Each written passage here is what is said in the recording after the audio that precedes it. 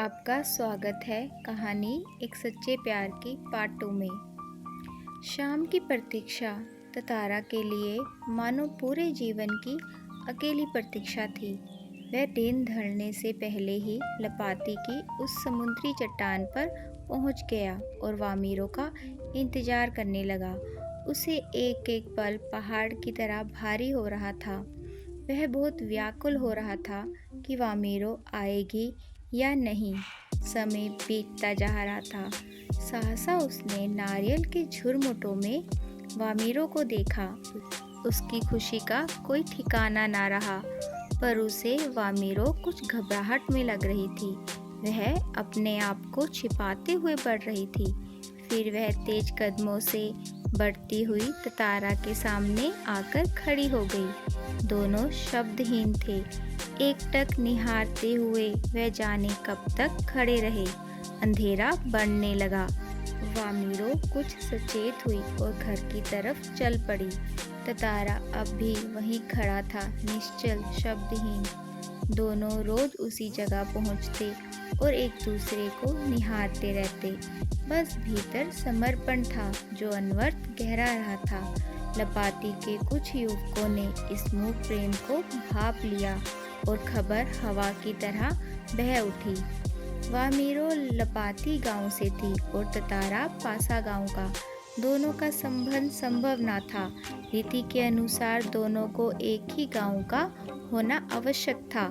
दोनों को समझाने की बहुत कोशिश हुई, पर वह नहीं माने।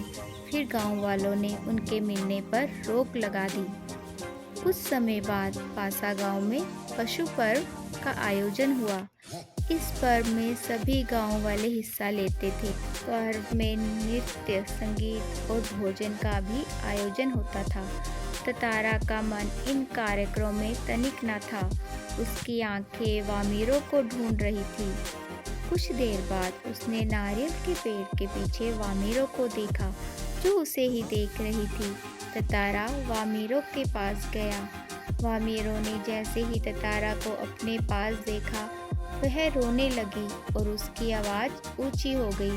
तभी उसकी माँ वहाँ पहुँची और वह ततारा को अपमानजनक शब्द कहने लगी। गांव वाले लोग भी वहाँ इकट्ठा हो गए। ततारा यह अपमान सहन नहीं कर पा रहा था। उससे वामीरो का दुख देखा नहीं जा रहा था। अनायास उसका हाथ तलवार की मुठ पर जा टिका और उसने क्रोध से तलवार निकाल दी।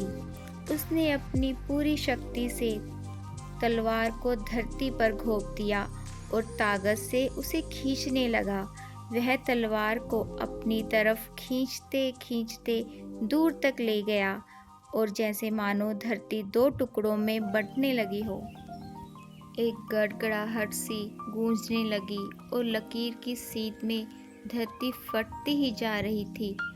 सभी लोग डर से कांपने लगे। एक तरफ ततारा था, दूसरी तरफ वामीरो। ततारा को जैसे ही होश आया, उसने देखा उसकी तरफ का दीप समुंदर में धंसने लगा है। वह छटपटाने लगा। उसने छलांग लगाकर दूसरा सिरा थामना चाहा, किंतु पकड़ ढीली पड़ गई और वह नीचे की तरफ फिसलने लगा। वह लगातार समुंदर की सतह की तरफ फिसल रहा था। उसके मुख से सिर्फ एक ही शब्द निकल रहा था, वामीरो, वामीरो। और उधर वामीरो भी ततारा, ततारा पुकार रही थी। बहता हुआ ततारा कहाँ पहुँचा, बाद में उसका क्या हुआ, कोई नहीं जानता। इधर वामीरो भी पागल हो गई। वह भी ततारा को खोजती रहती। उसने खाना पीना तक छोड़ दिया और कुछ समय बाद उसका भी कोई सुराग ना मिला। आज ना ततारा है ना वामीरो, किंतु उनकी यह प्रेम कथा घर घर में सुनाई जाती है।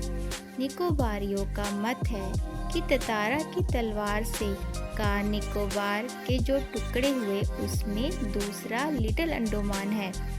निकोबारी इस घटना के बाद दूसरे गांव में भी आपसी वैवाहिक संबंध कराने लगे। ततारा वामीरो की त्यागमयी मृत्यु शायद इस सुखद परिवर्तन के लिए ही थी। Thanks for watching.